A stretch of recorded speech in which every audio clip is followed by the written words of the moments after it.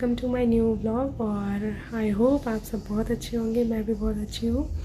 तो आज है मम्मी की बरसी और मैं आपको दिखाती हूँ कि मैंने पंडित जी के लिए क्या क्या बनाया है। यहाँ पर बन चुकी है आलू टमाटर की सब्जी और इसमें है हमारा मटर पनीर और इसमें है हमारी आलू गोभी की सब्जी और यहाँ बन रहा है सूजी का हलवा। आज एकादशी है इसलिए मैंने खीर नहीं बनाई। मैंने सोचा कि सूजी का हलवा बना देती हूँ क्योंकि मीठा भी ज़रूरी होता है भोग लगाने के लिए। मैं सुबह उठ चुकी थी 7 बजे। आप सबको लग रहा होगा कि ये तो बिना नहाई धोई लग रही है। नहीं, मैं सुबह नहा ली थी और फिर मैं छत पे कपड़े वगैरह सुखा के आई। फिर मैंने फटाफट खाने की तैयारी करी। बस अब आटा गूंदना रह गया है और पूरी जभी गरम बनाएंगे।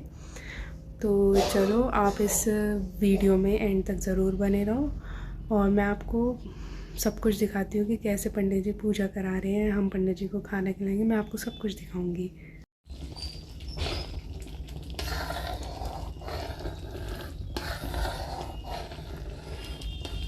हमारा सूजी का हलवा भी बन के रेडी हो चुका है। फाइनली मैंने आटा भी गूंद के रख दिया है कि बाद में प्रॉब्लम ना हो, क्योंकि फिर बाद में ना आटा गूंदने में ना टाइम लगता है। इसलिए फिर फटाफट ना हवन होते ही पूरी सेक देंगे पंडित जी और पंडिताइन के लिए। देखो गूंद दिया फाइनली। हो चुका है सारा काम। अब मैं फटाफट जाके बच्चों को उठाती हूँ, उन्हें नहलाती हूँ, उन्हें तैयार करती हूँ और पूजा का सामान कल आ ही चुका था, वहाँ रखा हुआ है। चलो मैं बच्चों को उठाने जाती हूँ। आएगा ना? अच्छा आ रहे हैं, ठीक है। चलो फिर शुरू करें हम लोग, है ना? चलिए हाथ जोड़ो। चंद्रमा मनसो जाच चक्षुः सूर्यो अजायदा श्रोत्रद्वायुश्च प्राणश्च मुखादग्निरजायदा दीपज्योति परब्रह्म दीपज्योति जनार्दन दीपो हरतु मे पापं पूजादीपे नमोस्तुते शुभं करोतु कल्याणं आरोग्यं धन संपदं शस्त्रवाणी प्रयो मोक्षादीपज्योतिर्नमोस्तुते श्री दीप देवताभ्यो नमो नमः। बृहस्पतिः त्वामोघदे सोमो राजा विद्वान् स्वात्मुच्यताक्षतान्कितं समर्पयामि अथ पुष्पमालिकायं। थोड़ी बड़ी है माला। स्वस्ति नो बृहस्पतिर्दधातु। सरकार को लगा दें।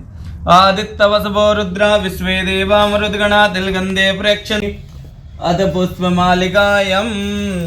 हाथ लगा दो सभी का, माला में हाथ लगा दो सब लोग।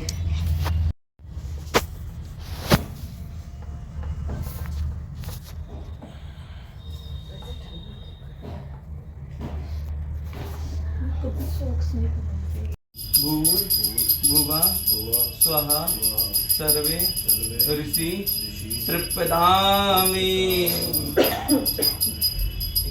शब्द होते हैं इस पे घी गरम करके सूर्यादि नवग्रह मंडल देवताभ्यो नमो नमः स्वाहा। कहते जो मंत्र बनते हैं ना वो बोलना चाहिए, ये भी ध्यान देना। हम लोग क्या मन में थोड़ा संकोच के मारे नहीं बोल पाते। नहीं बोलने से ही हमें फल मिलता है। लिखा है वेदांत वेद यज्ञ पुराण प्रसन्न, जो यज्ञ के जो नारायण भगवान के हैं कहते उनके नाम से जब हम विभूति देते हैं, मंत्रों के साथ देते हैं तो हमें फल भी जल्दी मिलता है। और स्वाहा बोलने से भगवान 80% फल प्रदान करते हैं, 20% पंडित जी ले जाते हैं। हमें पूरा चाहिए ना। पूर्णमिदं पूर्णात् पूर्णमुदच्यते पूर्णस्य पूर्णमादाय पूर्णमेवावशिष्यते ओम सर्वे पूर्णगुं स्वाहा।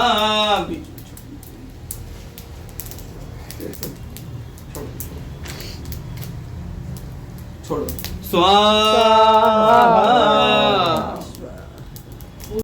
दारेण कामदुक्षः स्वाहा। बलियज्ञ भगवान की जय।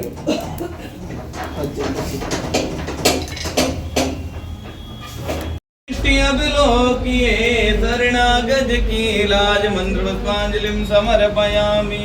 एमपी की भाषा बोलते हैं, कहते सब अपने देश की भाषा बोलना पसंद करते हैं।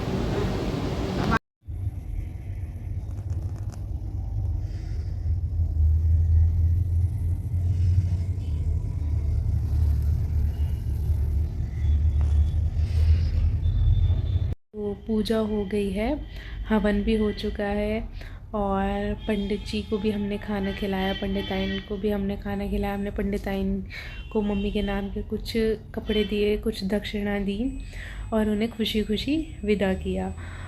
और मैं आप सबको एक बात बताऊं, पता नहीं जब आज पंडित जी ना कुछ माँ के बारे में ना ऐसी चीज़ें बता रहे थे कि मतलब माँ हमें कितना प्यार करती है। हम माँ पे गुस्सा करते हैं, चिल्लाते हैं, पर फिर भी माँ के दिल से हमारे लिए कभी भी बद्दुआ नहीं निकलती।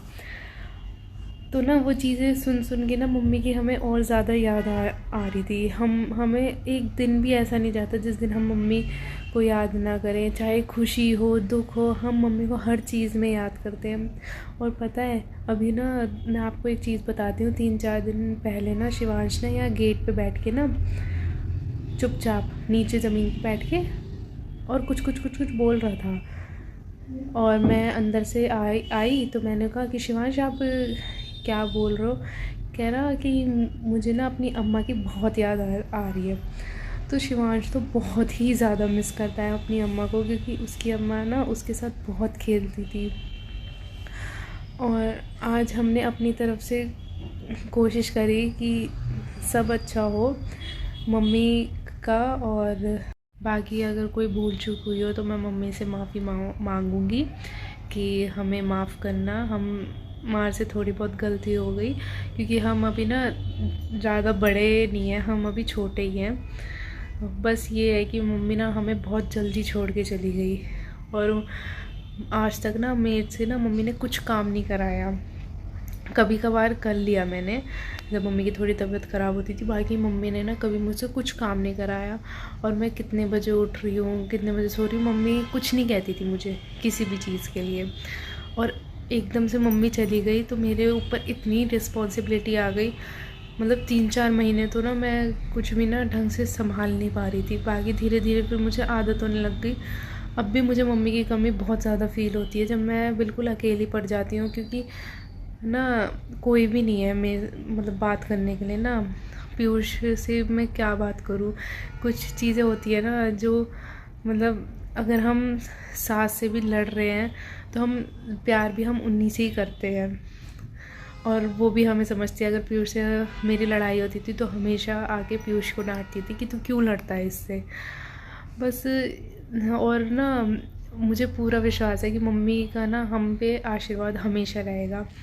मम्मी ना जब हॉस्पिटल में एडमिट हुई थी उससे एक दिन पहले मम्मी कमरे में बैठी हुई थी और मम्मी से मैंने कुछ बात बोली तो मम्मी ने मुझे मतलब बोला कि कोई बात नहीं, कुछ नहीं होता, तू अपना फ़र्ज़ निभा। तो आज तक ना मैं इन्हीं चीज़ों पे चलती आई हूँ कि मतलब मम्मी ने ये चीज़ बोली थी कि तू अपना फ़र्ज़ निभा, चाहे मुझे अच्छा लगे किसी की बात का या बुरा लगे, पर मैं अपना फ़र्ज़ निभाऊंगी। आप सोच रहे होंगे कि मैं पीयूष के बारे में बोल रही हूँ, पर ये पीयूष के बारे में नहीं है, ये किसी और के बारे में है। मैं आपको नाम नहीं बोलूँगी, कुछ होते हैं पर्सनल फैमिली इशू। बाकी मम्मी का आशीर्वाद तो हमारे पे हमेशा रहेगा। मम्मी ने ज़रूर कहा था कि मेरा आशीर्वाद तो तुम लोगों के ऊपर हमेशा रहेगा, चाहे तुम मेरे से जितना मर्जी लड़ लो, झगड़ लो, हंस लो, खेल लो, कूद लो, पर मेरा आशीर्वाद तुम दोनों पे हमेशा रहेगा। क्योंकि हम मम्मी से अगर लड़ते भी थे ना तो मम्मी से हम उतना प्यार भी करते थे। हम मम्मी के साथ रहे हैं उस मोमेंट में जब मम्मी बहुत ज़्यादा परेशान थी हर चीज़ से। और ना ये मम्मी की परेशानी ना किसी ने ना आँखों से नहीं देखी, हम लोगों ने मम्मी को देखा है अपनी खुद आँखों से कि मम्मी उस टाइम कैसे परेशान हो रही है और किस चीज़ के लिए परेशान हो रही है। हमने ये चीज़ें देखी है ना तो हमें पता है, इसलिए हम ना कभी किसी से कुछ कहते भी नहीं, ना पीयूष बोलते ना मैं बोलती। तो चलो छोड़ो इन बातों को। अब मैं आपको एक और बात बताती हूँ कि हमने ना मम्मी के नाम की ना बछिया दान करी है, मतलब जो गाय का जो बच्चा होता है ना वो कहते हैं कि चांदी की भी करनी होती है। हमने चांदी की मम्मी की 13वीं के टाइम हमने करी थी, तो हमने बोल रखा था कि हम असली गाय दान करेंगे। तो आज हमने मम्मी के उस पे हमने बछिया भी दान करी है, जो कि मानी जाती है। सच्चाई तो ये है कि असली गाय दान करना माना जाता है। ये तो आजकल लोगों ने चढ़ा दिया है चांदी की गाय दान करने का, बाकी असली की गाय दान करनी चाहिए हमें, जो अच्छा होता है काफ़ी।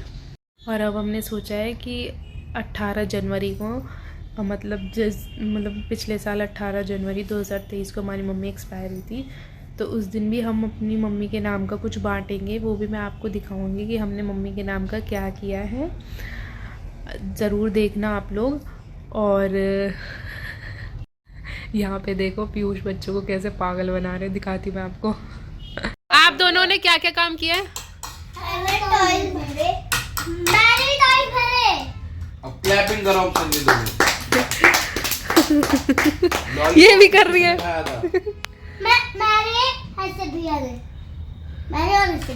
तो वही बात थी, बस लॉलीपॉप खा लिया ना, बस लॉलीपॉप दिया था ना, ये तो तुम दोनों इसीलिए सामान टॉयज भरने के लिए भी लॉलीपॉप। तुम दोनों के साथ धोखा हुआ। क्लैपिंग इसे बोले, क्लैपिंग करो खुशी से, देखो क्लैपिंग। आपने खा तो लिया। आपने बोला अभी मैं जा रहा हूँ नीचे और मैं आप दोनों के लिए चॉकलेट लेके आऊंगा, ठीक है? लॉलीपॉप बाद में। हाँ लॉलीपॉप। क्लैपिंग क्लैपिंग, ये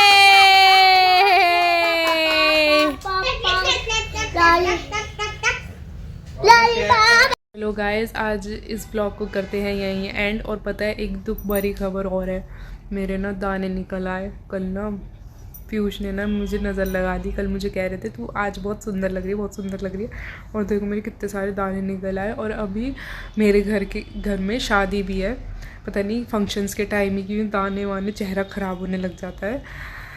तो चलो गाइस, मिलते हैं नेक्स्ट व्लॉग में, कल के व्लॉग में। तब तक के लिए अपना ध्यान रखिए, वीडियो को लाइक करिए, चैनल को सब्सक्राइब करिए, अपने फ्रेंड्स फैमिली मेम्बर्स के साथ शेयर करिए। बाय बाय, मिलती हूँ आपसे नेक्स्ट व्लॉग में।